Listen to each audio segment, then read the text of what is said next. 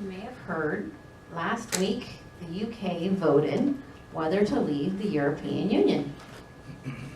Kind of a big deal, right? And Google reported that the next day there was this huge spike in folks in England asking, what is Brexit? What is the EU? My personal opinion is maybe they should have Googled that before the vote, but there was reportedly been a lot of remorse, and there continues to be reports of people who said they didn't really understand the ramifications of what they were voting on. And so as I was thinking about this week's topic, which is the spiritual power of understanding, I just thought that this was such a great example of not using understanding. For a lot of people, there seemed to be a not understanding. Charles Fillmore, the co-founder of Unity, defined spiritual understanding as the ability of the mind to apprehend and realize the laws of thoughts and relations of ideas one to another. So, to realize the laws and thoughts and relations of ideas one to another. Understanding is seeing the bigger picture. It's comprehending the parts and how they work together. The potential results of the next action. Sometimes I think of a watchmaker and all the little pieces. And it seems like some of our British friends sort of fell in the trap of not taking the time to get to this place of full and complete understanding. But they're certainly not the only ones. We all have, at some point in our life, done something without a full understanding, and we have probably paid the consequences for it. Anybody? Anybody? Yeah. All right. So, understanding is one of our 12 inherent qualities. They're also called the 12 powers. Now, each of us have them, and each of them, we use them to different levels of mastery. So, we all have them. Sometimes we use them well, sometimes not so well, sometimes, somewhere in the middle. And these powers are elements that work together in harmony with one another as part of strengthening our spiritual muscles. Now, wisdom is also one of the 12 powers, and at first glance, people often say, well, aren't they the same thing, understanding and wisdom? And the answer is no, of course. Wisdom is how we know what action to take based on the information we have, discernment, and intuition. Understanding is comprehending, often drawing out over time as we get deeper understanding, though sometimes there's also a flash of getting it when all the pieces come together. If you're a mystery novel reader like I am, that moment where they figure out who the bad guy is, that flash of understanding. It's all based on lots of understanding that came before that, though, right? So understanding is sort of like having the whole map, best routes, the traffic information, all the stuff. Wisdom decides which way to go and even to go. So there are two different parts. Understanding is the basic, it's like having your milepost. Wisdom is the deciding to go. So Linda Martell-Whitsitt, who wrote the book that we're following, Divine Audacity, said, if knowledge is acquiring facts, understanding is making sense of those facts and forming connections between them. Understanding ultimately goes beyond fleeting facts to settle on changeless truths. Preceding understanding is a desire to understand. I like that. Beyond fleeting facts to settle on changeless truths. Now, it seems like there might not be that much in our world that is changeless, but spiritual truth, discovered and practiced within each person, is a brush with that changeless truth. When you go deep into meditation, there is that, you do touch that unchanging truth. What changes is us, of course. So there's a disciple that's connected with each of the powers. Some of them are kind of loose attachments, and some of them make a little more sense. This one actually I think makes a lot of sense. And it's Thomas. And now you may have heard the phrase of a doubting Thomas.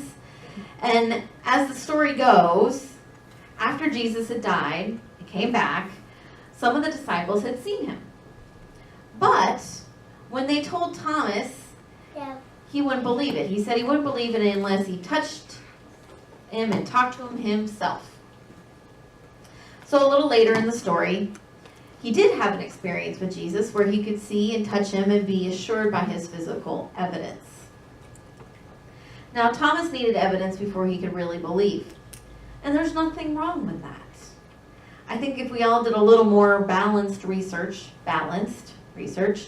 we listen with an open mind, truly listen with a truly open mind, and took our time for deeper understanding to emerge, our world would probably be better off. I don't know if you all heard, so the Queen of England was talking to the Scottish Parliament yesterday, and she wasn't talking specifically about Brexit, but she was, but she's the Queen, so she's polite. And she said, retaining the ability to stay calm and collected can at times be hard. And then she continued. One hallmark of leadership is in such a fast-moving world is allowing sufficient room for quiet thinking and contemplation, which can enable deeper, cooler consideration of how challenges and opportunities can be best addressed. I heard that on the radio and I was like, yeah. Because the Queen, she's been navigating challenging and volatile situations for 64 years as the Queen. And here she is calling for deeper understanding, taking the time to find deeper understanding.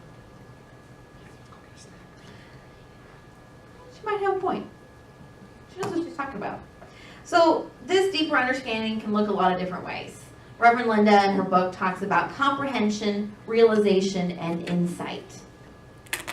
Comprehension is putting all the pieces together, taking all the clues from your life and being willing to see what they could mean. Being brave to look at those long-standing beliefs and asking if they're still true and how this all works. Noticing that if you feel tense or grouchy whenever you're in a certain situation, pay attention, right? So putting all those pieces together. Linda writes, realization is either a flash of understanding or a gradual dawning of awareness. Realization comes as a result of growing comprehension, where comprehension can be effortful because, sometimes you're pushing against some stuff you don't want to know. Realization is effortless. Things like, it came to me. Suddenly I knew what it meant. Had those moments. When you have one of these realizations, do yourself a favor and believe yourself. Has anyone had the experience of having this great insight and then convincing yourself you were full of it and then really wishing you had not? Oh, well, I'll just do that later. Okay. 5 years later, you'll come back to do the thing that you had the insight to do. Whatever. So insight is when we apply our understanding. And this is when we can look beyond what's right in front of us and be willing to see the even bigger picture, to assume the best even. When we approach a situation from the perspective that we are all made of God stuff with a divine spark, how does this shift the inner dialogue about how we see the world? What if we put on our spiritual understanding glasses? I love this. I love this book. If you couldn't tell, I really like this book. She writes, compassion is the fruit of understanding.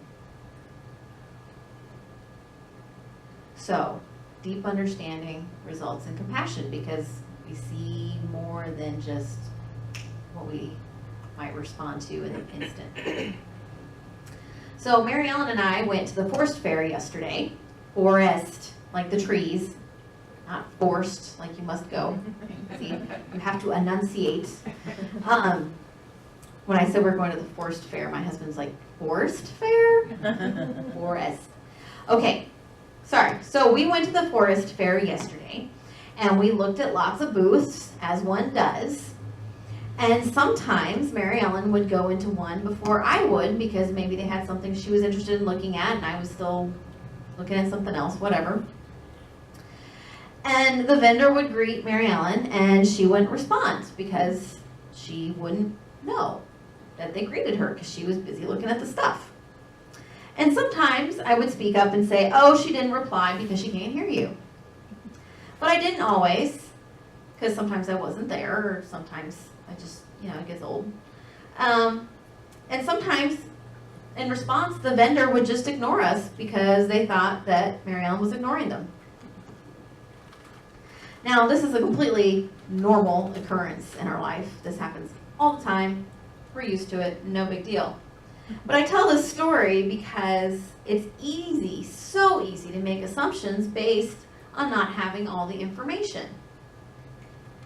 When we use spiritual understanding, we realize that we don't have all the information.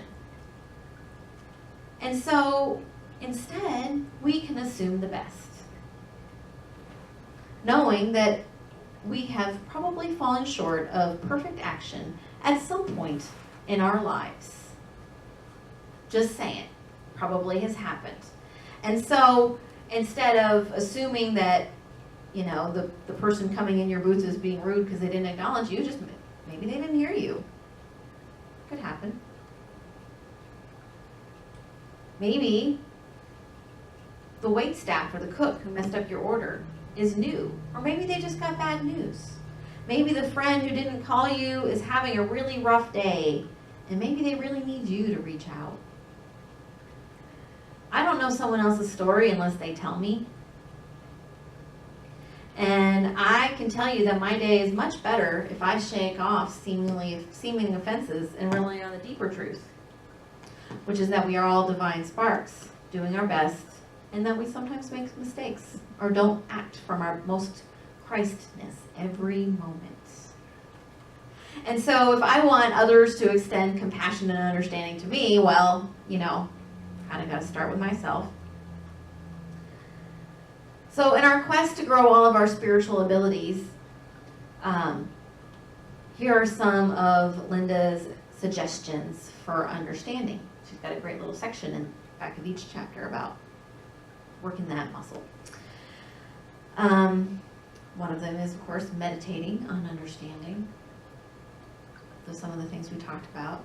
Where can I have more understanding of my life, etc., etc., or just affirming, seeing that. Another thing she suggests is journaling about significant dreams or flashes of realization that you've had. What was the message from each one of those? What was their impact? Sometimes if we look in the past, it's easier to see how all those pieces came together. But I have found that when I look at those pieces in the past, and I see the pattern, then I read, oh, look, this is happening right now, too. So that can be really helpful. It's easier to see. They say hindsight's 20/20, right? Another interesting thing to look at is to journal about your understanding of God. What has changed over the years and what has influenced those changes? Something interesting to consider. Another thing is to journal about a time when you misunderstood someone's words or actions and later learned of your error. What strategies have you maybe developed since then to avoid jumping to conclusions and instead find understanding? This is one of those super important things. We could all remember not to jump to conclusions and not bother to make judgments about something that really has nothing to do with us. Whew! There'd be so much less drama in the airwaves. So I also want to offer that when you see a pattern of realizations that you'd like to reinforce, or a pattern that you'd like to shift, because as you start to look at these things, you'll see those patterns, right? You say, oh yeah, that's a good pattern, or oh, that's not. Either way, if you create some affirmations and denials about it, you can employ that as a great tool along with your deeper understanding to help move you forward. Anyway, so I say spiritual understanding is indeed a superpower.